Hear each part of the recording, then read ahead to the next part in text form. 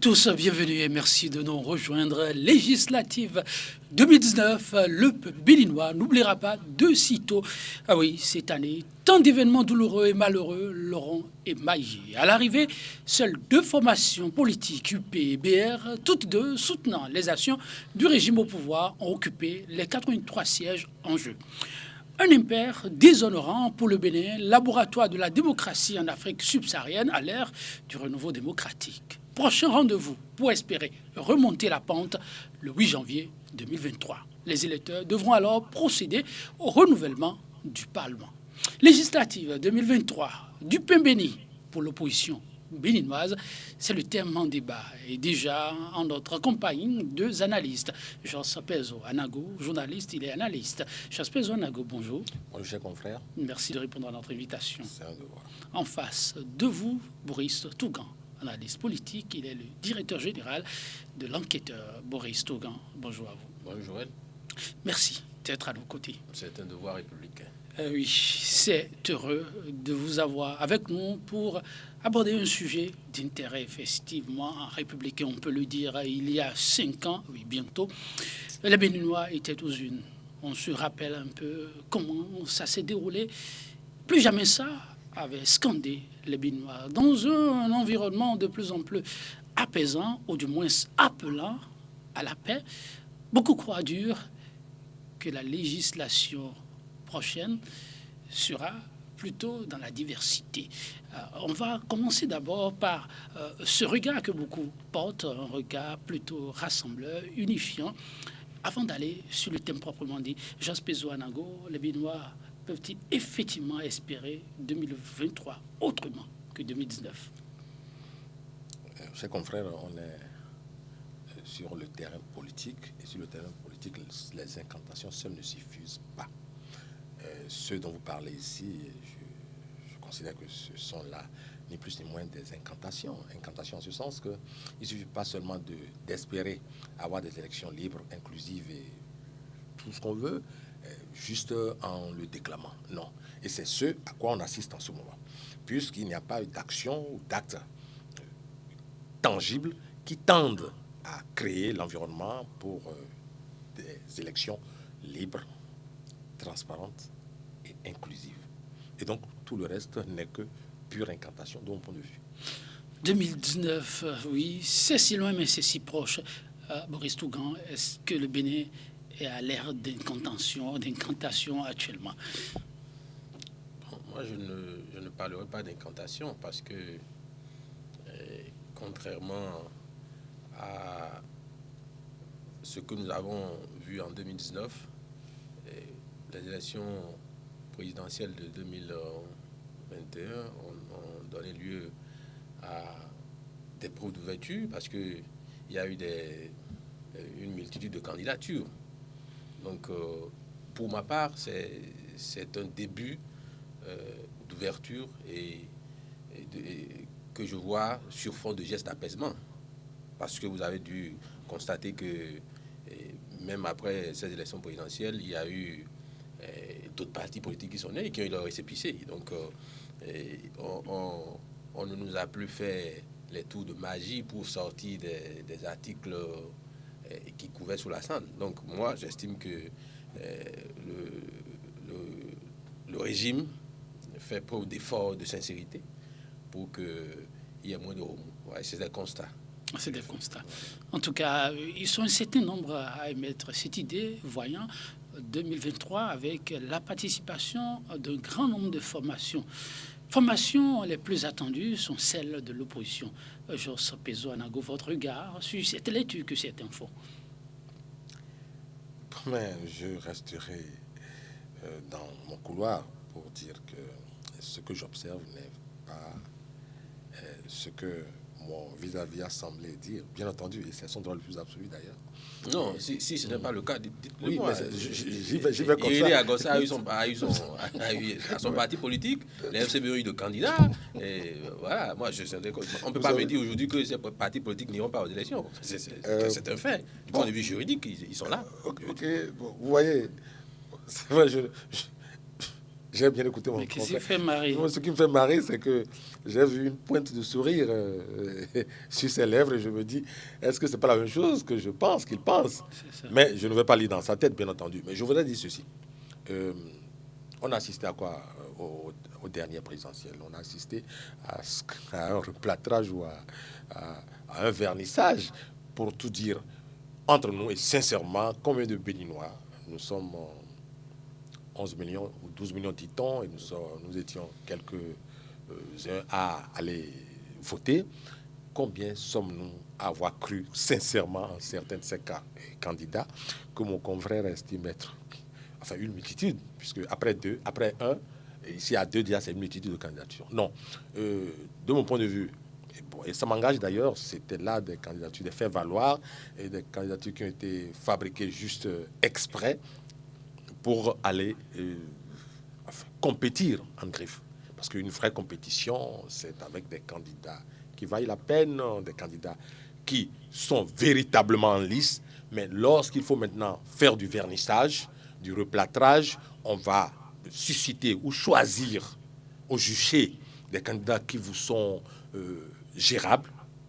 Et donc, moi, je suis tenté même de dire, parce que c'est vrai que l'objet de notre rencontre ici n'est pas forcément de parler de l'élection présidentielle passée, mais puisque le présent est concourt parfois à mieux éclairer le présent et projeter l'avenir, je dirais... Le passé, vous l'avez dit? Oui, le passé, pardon. Je suis obligé de constater que ce qu'on a vécu en termes d'élection présidentielle passée, c'est un cauchemar qu'il ne faudrait pas encourager ni reproduire pour les fois prochaines. Et je me dis quelque part, l'un des candidats les plus en vue et les plus cotés à l'époque était-il heureux de se positionner et en face avec des challengers du genre, bon, ça, cela m'engage, mais moi, j'ai plutôt plus de goût que cela. Je n'aurais pas fomenté ce genre de candidature en face de moi pour le faire valoir. C'est ce à quoi on a assisté. On a assisté à cela avec, bien entendu, des candidats factices. C'est ça. Des compétiteurs factices. Pour avoir des compétiteurs de taille, il lui fallut avoir quoi? Il lui fallut, n'est-ce pas, laisser la compétition ouverte. Alors, 2023, voyez-vous les Béninois prendre part à une compétition ouverte? Je n'ai pas vu la prémisse d'une compétition ouverte. Et c'est ce pourquoi je disais à l'entame de cette émission que les conditions qu'il fallait pour préparer à une élection inclusive, libre, transparente et festive, de mon point de vue, ne sont pas remplies. Et donc, dans ces conditions, je ne suis pas pessimiste.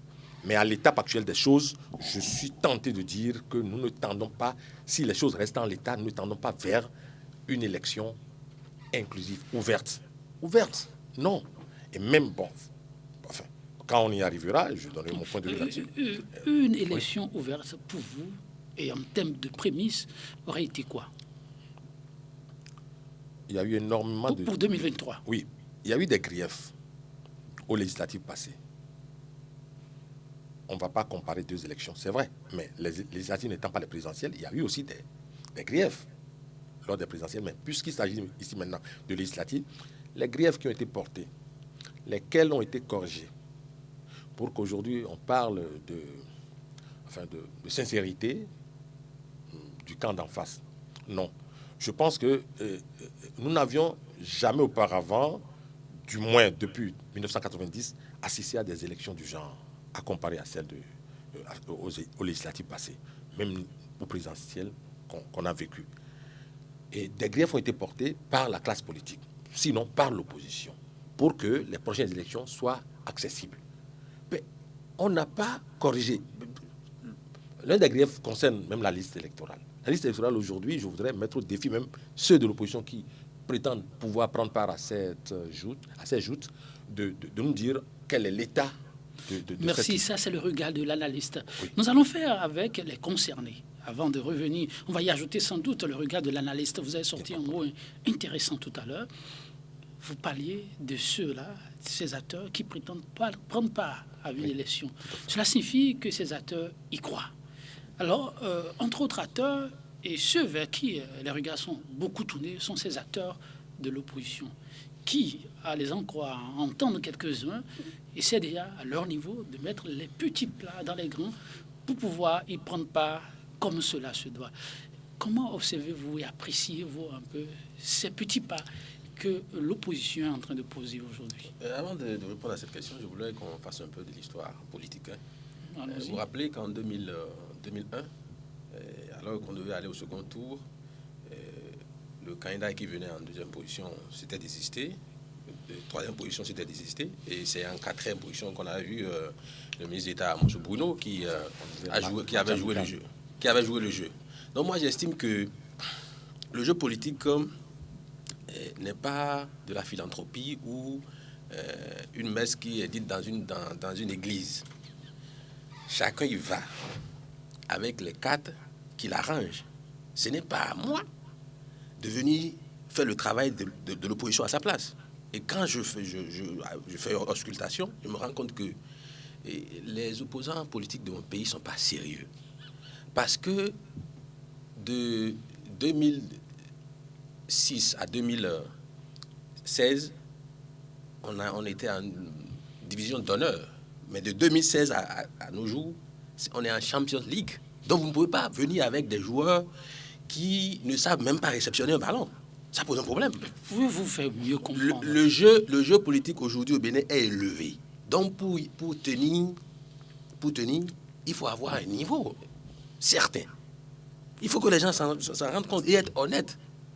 Vous parlez de niveau d'honnêteté. D'honnêteté. Vous mettez quel niveau en cause là? Oui, ils ne sont pas préparés.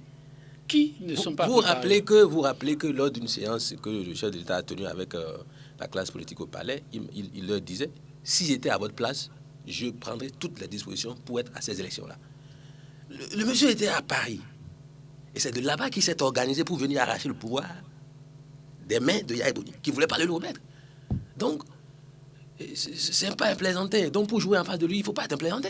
Mais les politiciens béninois, je me rends compte que et c'est des jouisseurs. Ils ne savent pas, des gens conséquents.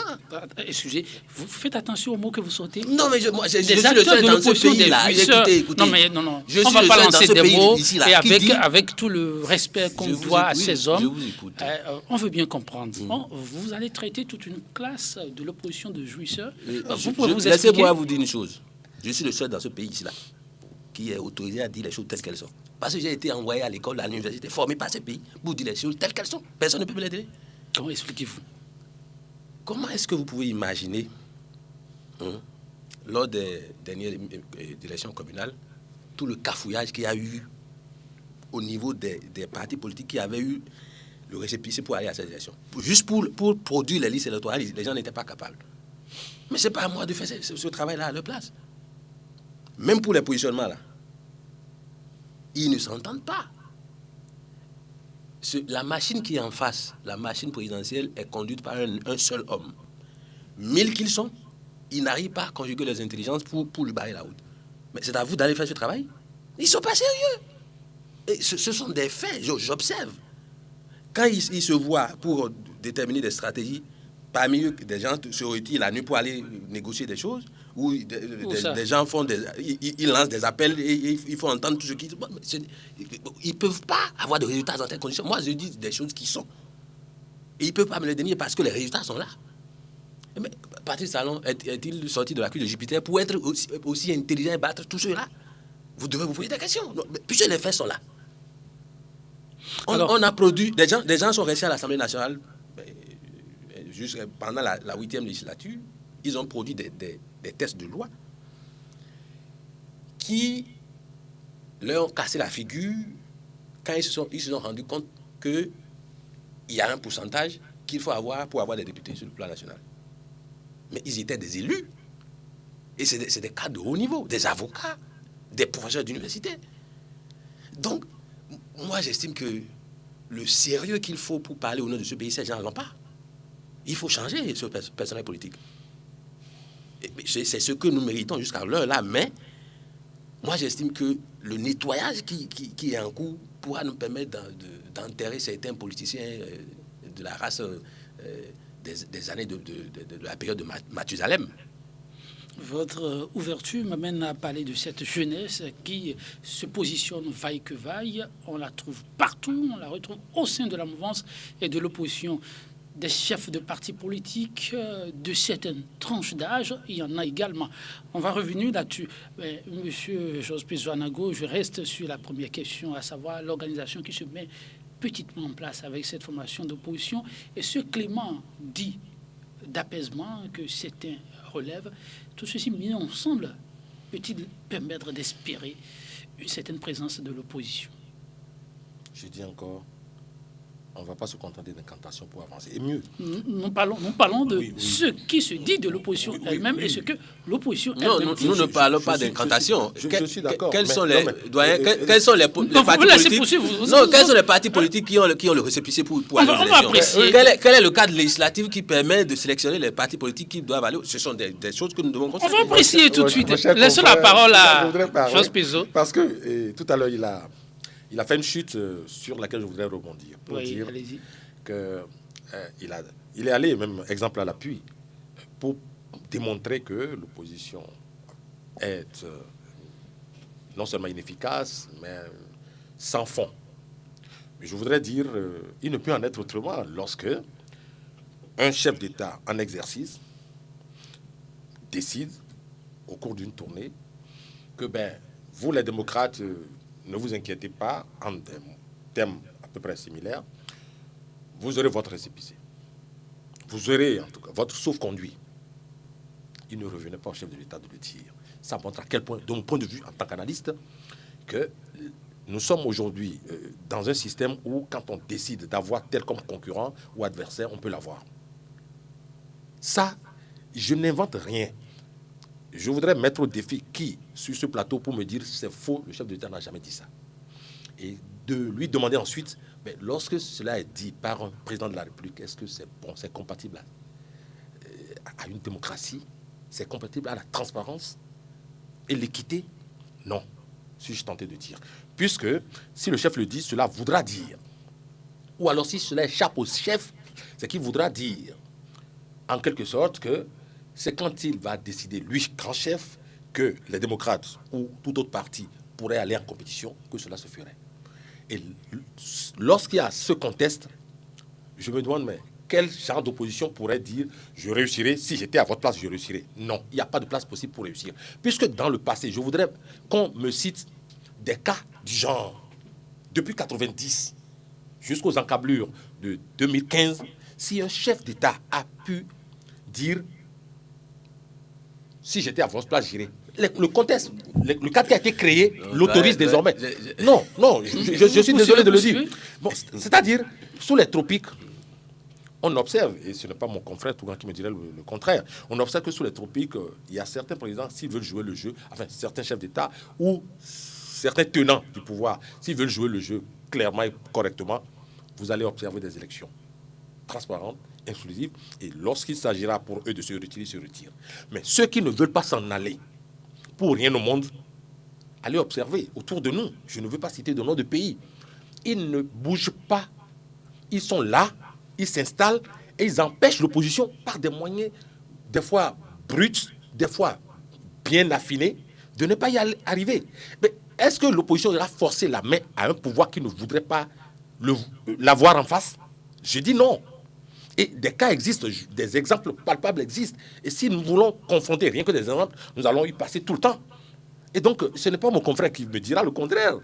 Je respecte son analyse. Un peu de monsieur Boris Tougan. Je vous reviens. Je dois parler. Vous avez signifié en peu de mots que l'ouverture des élections prochaines 2023 dépendrait de la seule volonté du chef de l'État et non de la volonté de l'opposition, c'est cela? Je vous le dis, je le répète ici, si le chef de l'État veut que les prochaines élections soient les plus festives, les plus inclusives, les plus relaxes, ça dépend de lui. S'il le veut, il l'obtiendra. Mais s'il ne le veut pas, ceux qui se réclament de l'opposition aujourd'hui, qui ont beau jeu de dire qu'ils vont aux élections, rentreront à la maison. Et il se trouvera quelqu'un pour dire qu'ils ne sont pas préparés, qu'ils ne sont pas bons, ils ne sont pas beaux joueurs et tout. Mais si le chef de l'État dit, il décide politiquement, la volonté hier, il dit, ah non, il faudrait que cette fois-ci, qu'on aille à des jeux ouverts, vous allez voir, les mêmes, y compris mon confrère, que je respecte d'abord beaucoup ici, viendra dire, ah non, cette fois-ci, c'était formidable. C'est comme ça. Alors, ceux qui annoncent déjà, il y en a qui sont sur le terrain et qui mouillent à leur façon, petit maillot, et qui promettent déjà rafler la mise. Oui, évidemment. Ces acteurs de l'opposition, vous les avez suivis. Vous les prenez pour des gens pas trop sérieux ou quoi? Non. Vous savez, lorsqu'il y a un gala de boxe, moi, je voudrais aller à l'essentiel. Lorsqu'il y a un gala de boxe, le boxeur qui est arrivé du Congo démocratique ou de je ne sais quel pays rencontre celui de chez nous ici, même si on est allé le chercher dans mon village, au fin fond d'une contrée perdue, il dira, je vais l'écraser, j'en ferai une bouchée. Mais ça, c'est le langage politique. Mais ceux qui disent qu'ils vont rafler toute la mise, c'est normal, ça fait partie du langage politique, du langage de campagne, de pré-campagne. On le dit juste pour se conforter. Même à l'intérieur, en son fort intérieur, on n'en est pas convaincu. Mais il faut le dire pour ne pas fatiguer le bas peuple qui est là, incessamment vous courir après, à dire il faudrait que nous prenions le pouvoir. Non, je vous en prie. Ils sont convaincus que ça, c'est-à-dire, ils appâtent la populace. Ça se dit, partout ça se dit. Je vais rafler toute la mise, je prendrai toutes les 100 et quelques députés. Ils le diront, ils iront même plus loin que ça. Mais en sachant, peut-être quand ils vont se retrouver dans leurs alcôves, ils diront, non mais c'est pas évident, c'est pas sûr même. Alors, aujourd'hui est très attendu, comme hier pour la présidentielle, l'une des formations phares, dit-on, de l'opposition, c'est le parti Les Démocrates, qui a son récépissé, à moins que chemin faisant il y ait du nouveau. Pour l'instant, on peut dire oui, cette formation peut prendre part aux élections. On a le chef de file de l'opposition avec le parti FCBE, qui déjà vaille que vaille, se retrouve sur le terrain, vous suivez un peu. Il y a des débats, mais il y a aussi des adhésions. Bon, il y a d'autres encore, vous parlez de la jeunesse elle-même, renouvellement de la classe politique. Je suis tenté de vous demander si on n'y est pas avec le MPL, porté par M. TB, Espérance, que vous connaissez très bien. Il y a récemment eu une autre formation de l'opposition, Elena, avec l'ancien ministre Théophile Yarou. La liste, elle est longue. Comme vous l'avez dit, il y a d'autres qui se sont essayés à la création de formations politiques qui peuvent aujourd'hui se frotter les mains avec leur récépissé. Lorsque vous avez tout ça, avec l'enthousiasme qui entoure Apollinaire, vous l'avez suivi récemment, lui qui n'est ni de l'opposition ni de la mouvance, avec beaucoup d'idées en tête et beaucoup d'enthousiasme, de fougue. Monsieur Boris Tougan, quand vous observez tout ça, vous n'êtes pas fier de cette classe de l'opposition. Vous ne vous dites pas, enfin, on y est? Vous savez, quand j'évoque cette foire politique où je vois des saltimbanques, des amuseurs publics. On peut être un peu... C'est un débat sérieux. Non, vous savez... Non, c'est à quoi vous êtes décidé de me faire rire. J'ai été toujours sérieux, vous savez pourquoi? Je suis d'un 1er mai. Nous, on ne s'amuse pas. Mais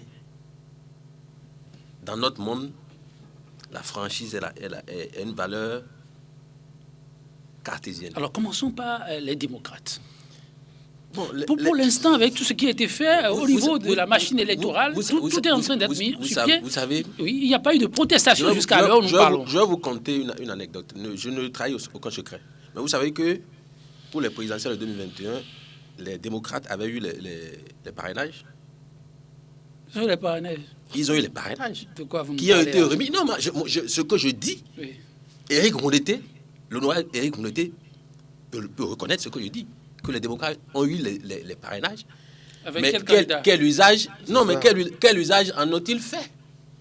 C'est de cela que moi je parle de sérieux. Le candidat, à moins qu'on se trompe, mais pour ce qu'on a connu officiellement, finalement, c'était Eric Yadmadougou. Je vous ai dit. Et si elle n'a pas pu prendre part pour la suite du processus, c'est ce qu'on a dit. Moi, le parrainage, le quota n'a pas été atteint. Vous rappelez cette boutade de ce député qui est allé dire, si je dois accorder va voir quelqu'un, c'est bien celle-là, mais à la dernière minute, on nous a tout arraché. Vous avez suivi tout ça? Je vous ai dit, puisque je vous dis que les démocrates avaient eu les parrainages. Mais quel usage en ont-ils fait? Non, mais ça, c'est vous qui dites ça par rapport aux formations. Monsieur Georges Pézot, vous avez connaissance de ce que les démocrates ont eu. Mais c'est l'enquêteur. Laissez-moi vous dire. Allez au fond, La question préjudicielle. Quel usage en ont-ils fait? Non, la première, est-ce qu'ils l'ont eu officiellement? Je vous dis qu'ils l'ont eu. Devant micro et caméra, les conseillers ont dit n'avoir pas eu. Et c'était là tout le problème. Donc, mais vous nous apprenez maintenant qu'ils l'ont eu. Nous sommes dans une démocratie. Laissez-moi parler. Vous m'avez amené ici. Non, mais pas de mensonge. Non, moi, si on sort un mot, il faut apporter des preuves. Je le dis souvent, je suis comme un homme sous serment. Ce que je dis, la crédibilité de ce que je dis, tient du fait que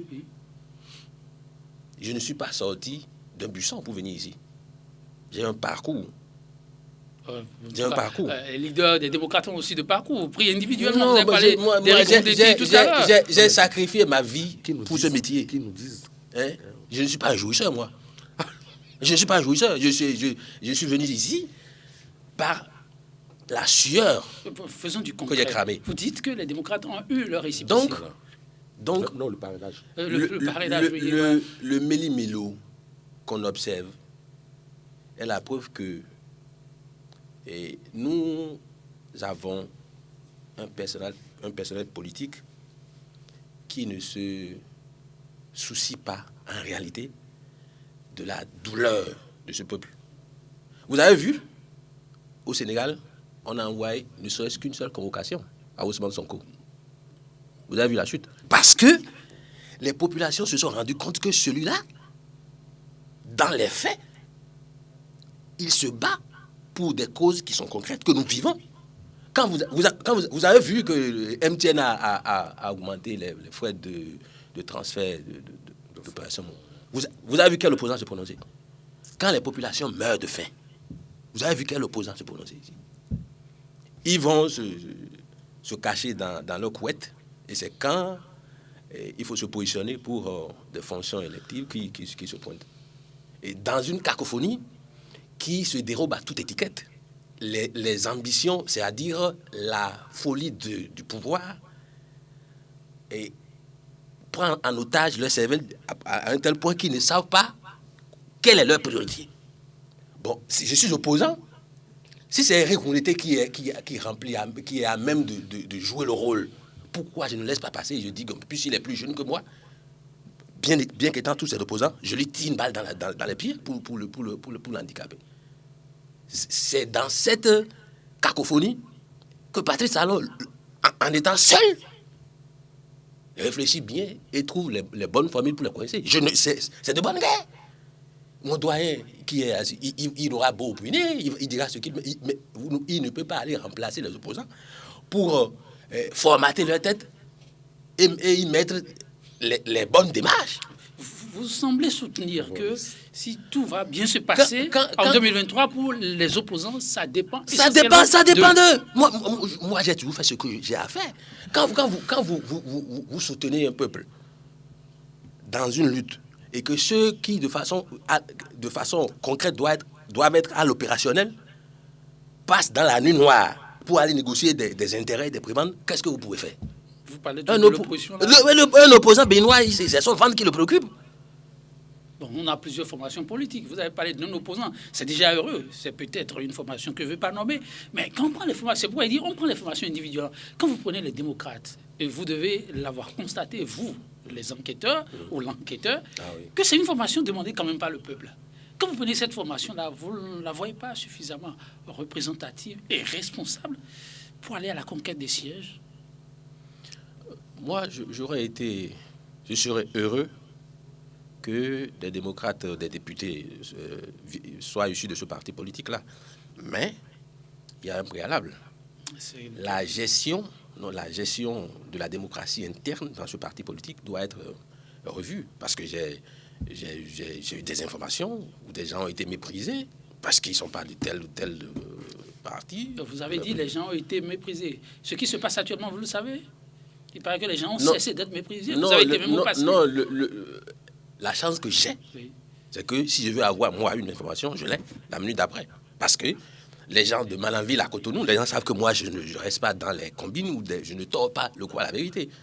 Donc, les gens peuvent souffrir, mais c'est ainsi. Là où vous vous retrouvez à 3 ou 4 pour parler, si moi, je veux avoir l'information, j'ai. Donc au sein du Parti des démocrates, il y a une organisation qui se met en place parce que pendant 5 ans, les populations ont exprimé la volonté d'avoir de nouveaux sons de cloche. Donc, les démocrates peuvent surfer sur cette vague-là et glaner quelques postes à l'Assemblée nationale, mais le problème reste entier. L'alternance au pouvoir ne se décrète pas. Et ce n'est pas en s'arc-boutant sur des conflits circonstanciels qu'on peut conquérir le pouvoir d'État. C'est un grand projet. Et vous ne les voyez pas encore prêts pour... Non, les ambitions sont tenues. Les ambitions sont... C'est-à-dire, c'est dans la tête des gens que tout se passe. Ce n'est pas parce que M. Perzo n'est pas de mon village que s'il est compétent pour faire un travail, je ne le soutiens pas. Puisque ce que nous voulons, l'aspiration auquel nous tendons, c'est que qu'il fasse mieux que ce qui est fait. Mais s'il est plus compétent que moi, même s'il il est de Sakwe-Doutou et que moi je suis de Kové, s'il est plus compétent que moi, ou de Tukuntuna, je le suis. Mais il faut que ces dissensions-là soient mises sous cap pour que l'opposition puisse passer au second palier. C'est de cela qu'il est question. Telle est divergence. Alors, Jos Pezo, ce qui est réel aujourd'hui, pour parler de ceux à même de lever les doigts pour dire qu'on veut compétir, au niveau de la classe politique de l'opposition, les formations sont plurielles. Et s'il y a une formation très en vue, c'est bien celle-là, les démocrates. Comment les voyez-vous par rapport aux prochaines joutes électorales? Nul doute que leurs ambitions sont sincères. Nul doute. Et je me suis même interrogé quelques fois déjà pour me demander, mais est-ce que quelque part ce ne serait pas sous la contrainte des courants internes que, en désespoir de cause, les démocrates se mettent sur la ligne de départ? Je m'explique. Bon, je partage un tout petit peu un avis que mon confrère a développé, à savoir qu'il y a des dissensions. Et d'ailleurs, je ne m'en réjouis pas, mais je me dis, est-ce qu'il devrait manquer de dissensions au sein d'une formation politique où les cerveaux sont divers et tout, venant de part et d'autre? L'autre chose que je condamnerais, si c'était avéré, c'est qu'on ne devrait pas, au sein d'un parti politique, la philosophie devrait être la boussole. On ne devrait pas chercher à savoir qui vient de l'Ouest, qui vient de l'Est. Donc, je ferme cette parenthèse pour dire donc que n'y aurait-il pas eu suffisamment de dissension, de divergence sur un aspect du problème qui se pose? Peut-être qu'il y a un camp qui s'est dit, mais nous ne sommes pas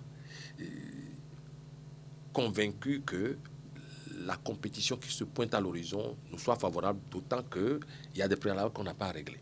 Il y a que nous ne sommes pas, enfin, au plan national et au regard des autorités en place, il y a un certain nombre de réglages qui n'ont toujours pas été faits. Par exemple, quelqu'un aurait dû dire au sein de les démocrates, parce que c'est de ça qu'il est question, tant qu'on n'y voit pas clair au niveau de la conception et de la ligne électorale, lorsqu'on n'est pas à l'intérieur, lorsqu'on ne peut pas avoir le contrôle ou du regard de ces choses, je ne voudrais pas y aller. Et l'autre qui se serait dit, mais tiens, si nous n'y allons pas, certains nous accuseront d'être des paresseux, de ne pas vouloir y aller. Et donc, lorsqu'on a ces deux tendances antagonistes, il n'y a d'autre choix que de dire, bon, allons-y quand même, on va voir. Donc, il se pourrait fort bien, je dis il se pourrait, je ne suis pas dans le secret des dieux, que ces divergences peuvent tourner autour du sujet douloureux ou malheureux qu'il a évoqué, à savoir les considérations d'ordre ethnique ou d'appartenance ou de provenance, ce que je ne voudrais pas croire. Je ne dis pas qu'il ment, mais je dis je ne voudrais pas croire qu'on puisse cultiver ce genre de concept à l'intérieur d'un parti politique qui, par essence, est une sorte de conglomérat de gens venus de peu partout. Je referme encore toujours cette parenthèse pour dire, moi je soupçonne les démocrates de se jeter à l'eau en désespoir de cause.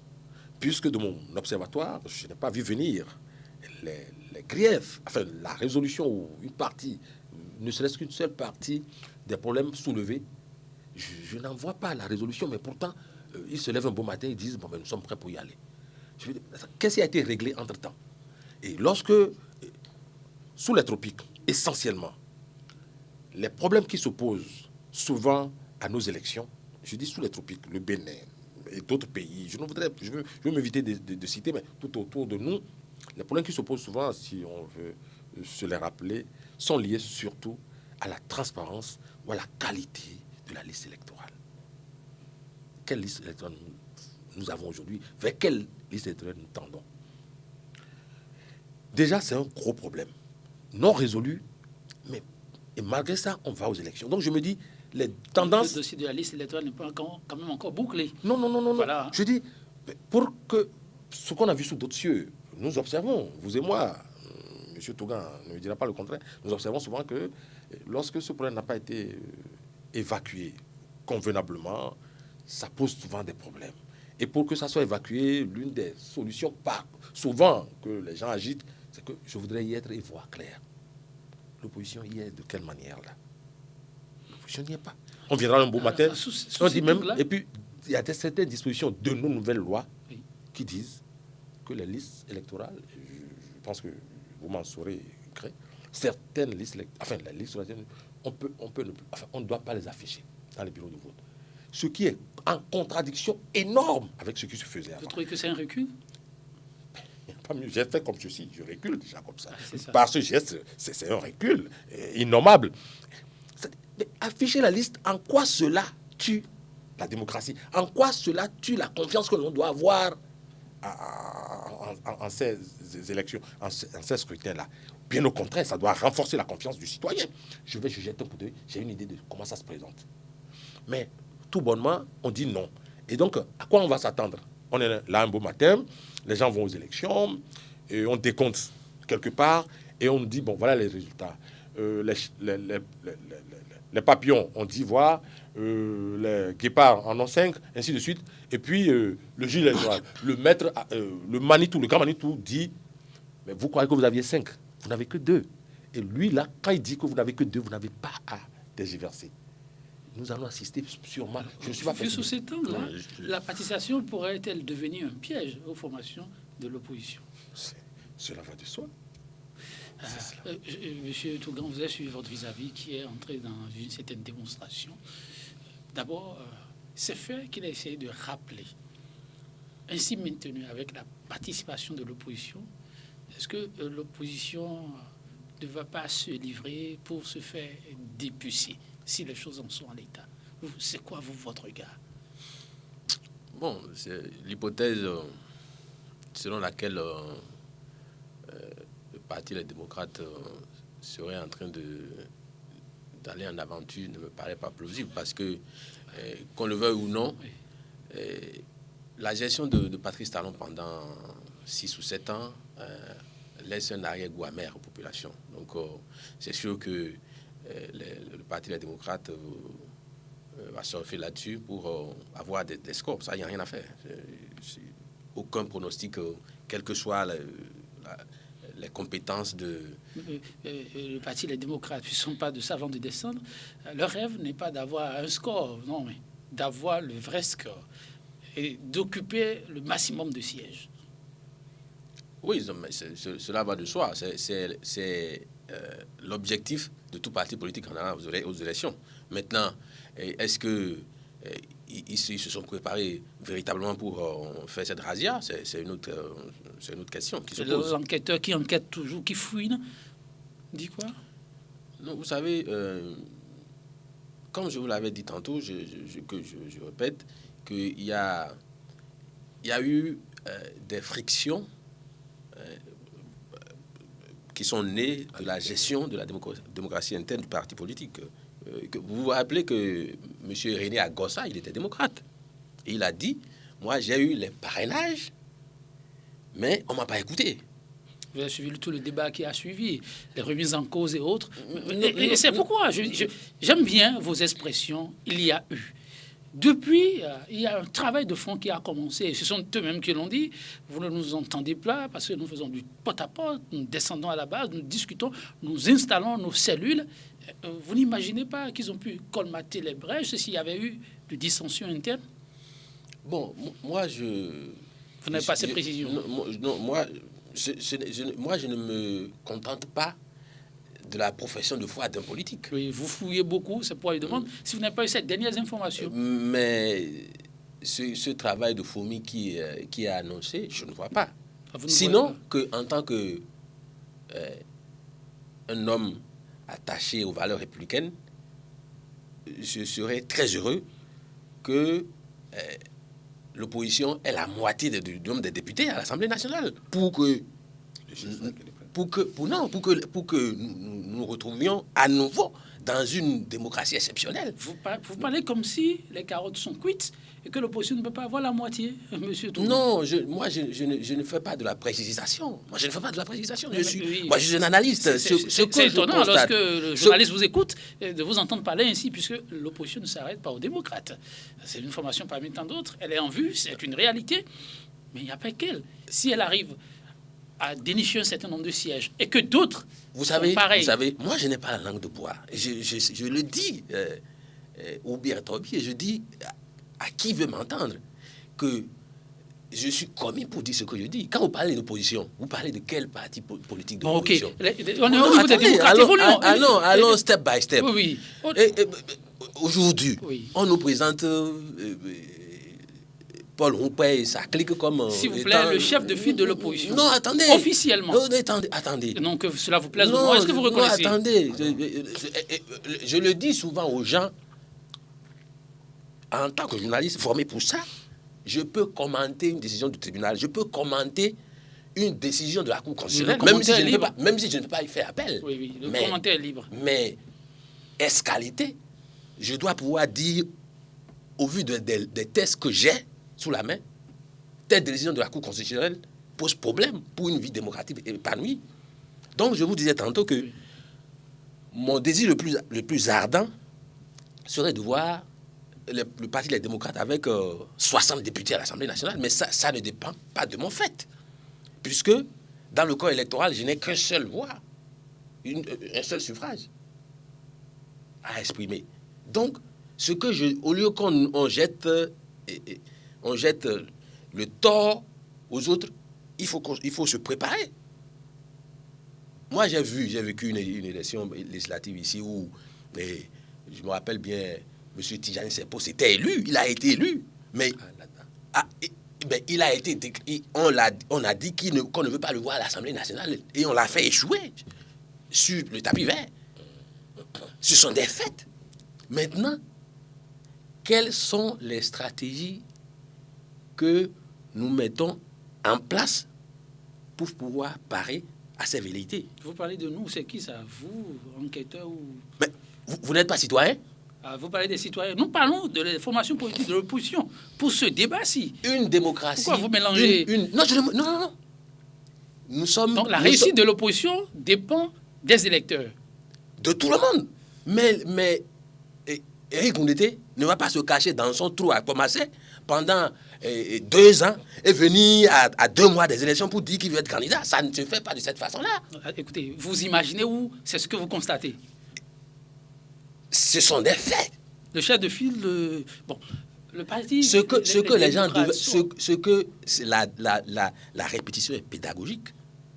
Ce n'est pas parce qu'on nous a empêchés d'aller aux élections en 2019 que nous allons nous enfouir sous nos couettes et attendre que le petit Jésus vienne faire le miracle. Il faut se battre. Et ce que je n'ai pas vu les gens faire. Ils se sont cantonnés dans les professions de foi, alors que la politique, c'est l'occupation du terrain. Donc vous ne les voyez pas occuper le terrain. Passons à une autre formation, si vous voulez bien. L'opposition, elle est plurielle. Au niveau des FCBE, avant d'aller vers les autres, vous pensez qu'il ne faut rien espérer de ce côté?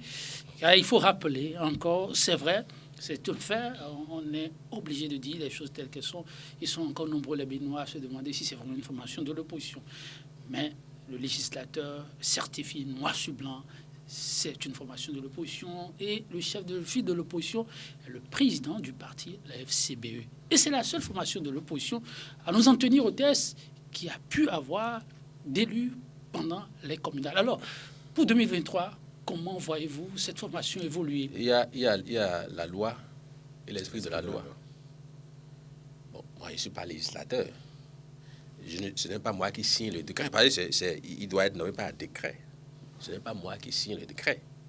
Mais, in fine, à la fin de l'opération, je me suis rendu compte que c'est une cocotte en papier qui ne servira à rien. Parce que les Béninois, je suis Béninois, vous l'êtes aussi, les Béninois savent qui sont ceux qui sont opposants.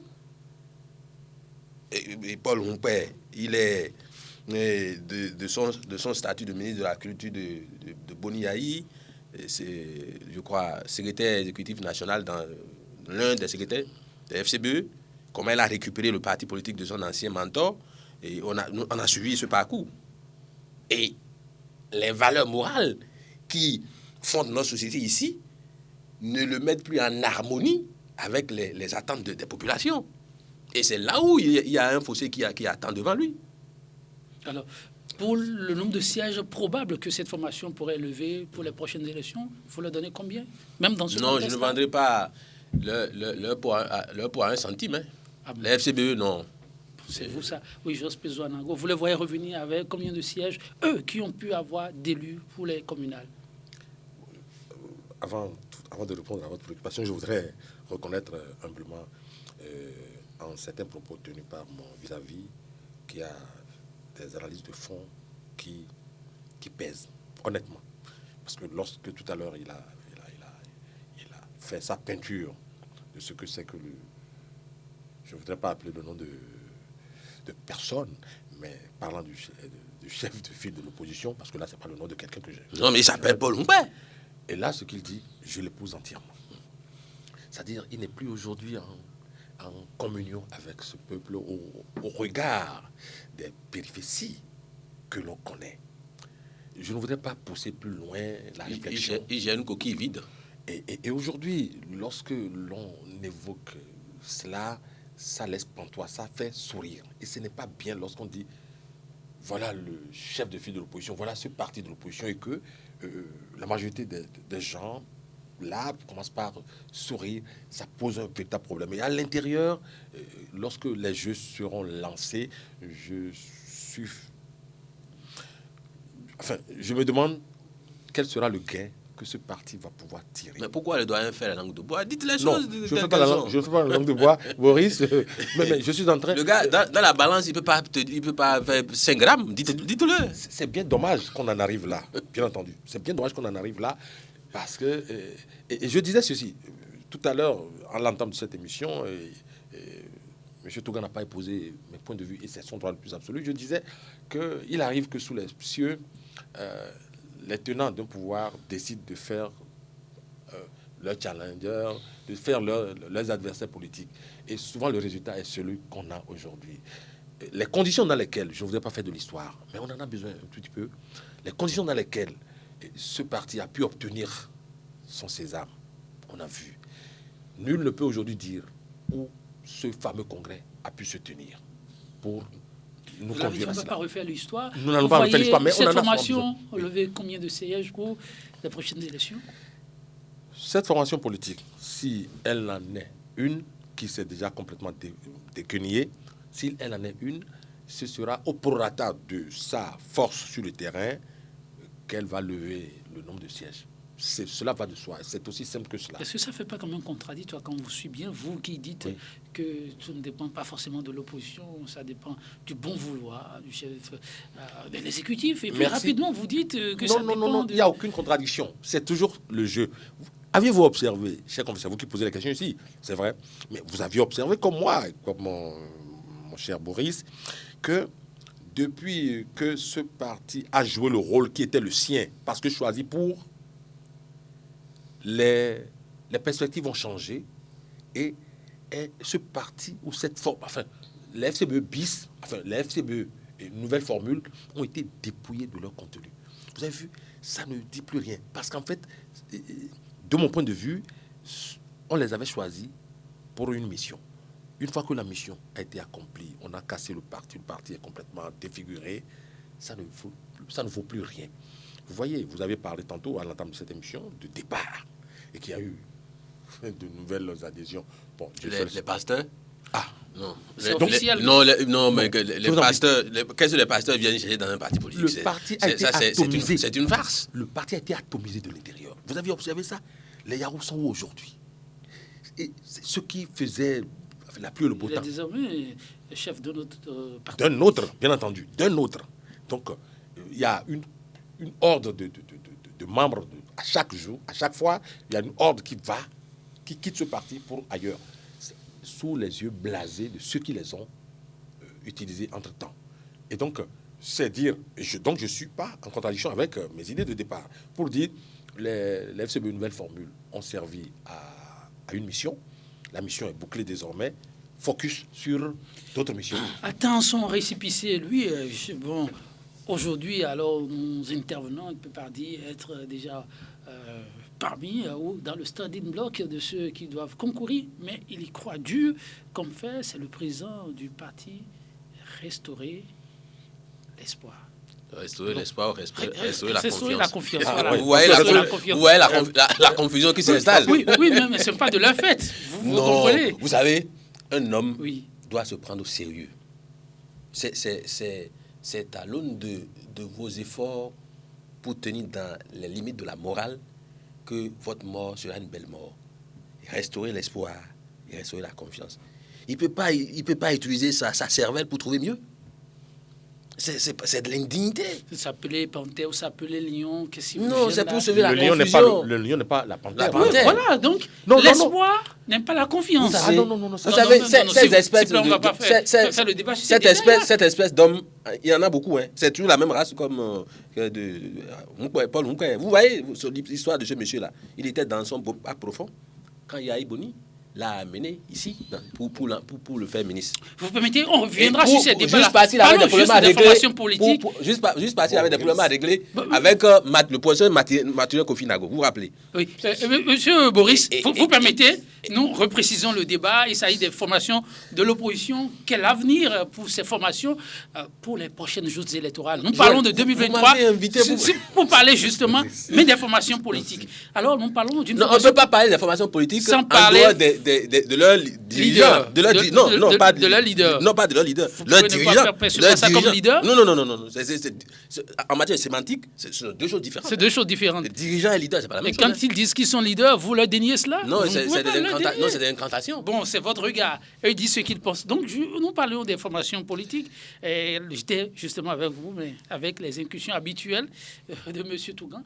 Restaurer la confiance. Comment vous voyez cette formation qui brûle l'envie et qui a toute une stratégie? Vous suivez quand même comment ça se fait à ce niveau-là. Il y a beaucoup d'idées. Oui. Et je ne voudrais pas leur en vouloir pour... Mais c'est vrai, je suis d'avis avec Boris pour dire que quand même, on peut aller fouiller encore et trouver mieux en termes d'appellation et en termes d'intitulé entre nous. Et puis ça me rappelle cette sombre histoire d'un parti qui se disait de l'opposition à l'époque et dont les initiales, à peu de choses près, FCDBDBD ressemblent. J'ai dit... FCBDBD, ça veut dire quoi? En votre présence, j'ai eu à dire que ça n'est pas sérieux. C'est presque la même chose. Et je suis fondé désormais à dire que le marionnettiste est dans ces œuvres. Non, vous me permettez de le couper. Je le fais parce que... C'est pas vous qui donnez la parole. Non. Qu'il finisse et je vous redonne la parole. S'il vous plaît, Nous devons tenir... Monsieur Jaspézo, vous continuez. Non, s'il vous plaît, un peu de discipline par rapport à ceux qui nous sont... Un peu de discipline, s'il vous plaît. Si vous permettez qu'ils vous suivent. Allez-y. Vous avez la parole, je vous donne la parole. Merci. Non, mais Boris, laissez-moi dire que le marionnettiste est à l'œuvre. Donc, si Boris a eu cette réaction, c'est qu'il connaît le marionnettiste. Heureux d'abord suis-je de le constater. Oui, le marionnettiste est à l'œuvre. Et parce qu'on a remarqué finalement le parti dont il a eu des difficultés pour même aligner... C'est dire donc que ce parti était venu... L'appellation exacte, c'est FCDB. Donc, bon, pas de confusion. Vous en êtes convaincu. Alors, ce parti a surgi comme ça de l'opposition comme ce n'est pas permis. Une semaine après, nous accompagnons les œuvres du chef de l'État et tout le reste. Bon, je ne leur en veux pas pour ça. Et puis, le parti dont vous venez d'évoquer, les initiales par exemple, est comme 2 gouttes d'eau de celui dont on parle en ce moment. Et je me dis, ça, le marionnettiste quelque part est à l'œuvre. Je voudrais m'en tenir à ça pour dire que donc, c'est des entremetteurs qu'on a fabriqués exprès, on les jette dans la foule pour créer la diversion. Ce qui n'est peut-être pas du goût de mon cher confrère et frère Boris. Il m'en dira tout à l'heure. Et donc, moi, je voudrais m'en tenir à ça pour dire, nous en aurons plein comme ça qui se réclameront de l'opposition sans en être véritablement. Ok. Alors, nous allons faire ce jeu. Je vous le promets, avec votre disponibilité, on reviendra sur ce plateau. Tout à fait. Des formations conduites par des jeunes avec beaucoup de fougue, vous l'auriez constaté. Il y a une formation qui a beaucoup fait parler d'elle en temps, c'est le MPL, conduit en son temps ce parti par Korogoné, aujourd'hui conduit par Expérience TB. Mais il y a eu aussi récemment une nouvelle formation qui n'est ni de l'opposition ni de la mouvance NFN, qui aussi dit toute sa détermination à aller. Ces formations détiennent déjà leur récépissé. Quel avenir pour l'opposition avec cette fine fleur qui brûle d'envie de faire les choses autrement? Vous savez, Joël, quand on évoque certains partis politiques, j'ai du remords. Parce qu'à un moment donné, comme beaucoup de Béninois, j'y ai cru. Mais à la fin, je me suis rendu compte que c'est des gens qui ont des problèmes de suite, et qui ont des contingences avec les valeurs morales. Et je ne veux pas m'attarder là-dessus, mais comme j'ai l'habitude de le dire, tel on fait son lit, tel on dort. Et il y en a dans le lot de ceux que vous avez cités qui aujourd'hui font semblant d'animer, mais les populations crachent dessus parce que la désillusion et la déception et la trahison, la traîtrise qui ont été la cargaison du plat, de la salade russe qu'on a servi aux populations, poussent au dédain. Et pour finir, je voulais dire à mon vis-à-vis que la morale, pour ma part, elle est universelle. Quand quelqu'un vous dit, vous envoie à gifler votre géniteur et que vous le faites, c'est pas du son fait. Et on ne peut pas manipuler quelqu'un qui ne s'y est pas apprêté, qui n'est pas prêt à avaler de la couleuvre. Vous le faites du faux que quand vous êtes fautif vous-même. Voilà. Mais si on vous a compris, on ne manipule que celui qui est manipulable. L'émission tire à sa fin. Le MPL, l'NFN, des formations à travers lesquelles la fine fleur veut bien se retrouver pour l'opposition face à 2023. Quelle chance de s'en sortir. Non, mais je ne sais pas ce qu'on met dans l'opposition. Si tel que l'opposition se définit, si je dois comparer, si je dois m'en tenir au rôle de l'opposition au sein d'une société, vous venez de citer plein de partis politiques qui, de mon point de vue, ne rentrent pas dans le schéma de l'opposition. Franchement, ayons le courage de le dire. On a vu, je ne voudrais pas évoquer le parti de Korogoné, parce qu'à un moment donné, même, on disait le parti de Korogoné, le parti de Korogoné. La délusion dont parlait mon confrère tout à l'heure a été totale. Et plein de choses se sont racontées après là-dessus. Je ne voudrais pas les croire. Je laisse le soin à l'enquêteur de nous en dire plus après.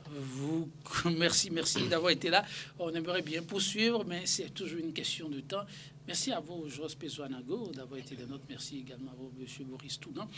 Si vous avez aimé, ce fut un plaisir. On espère vous retrouver, pourquoi pas, pour la suite de ce débat.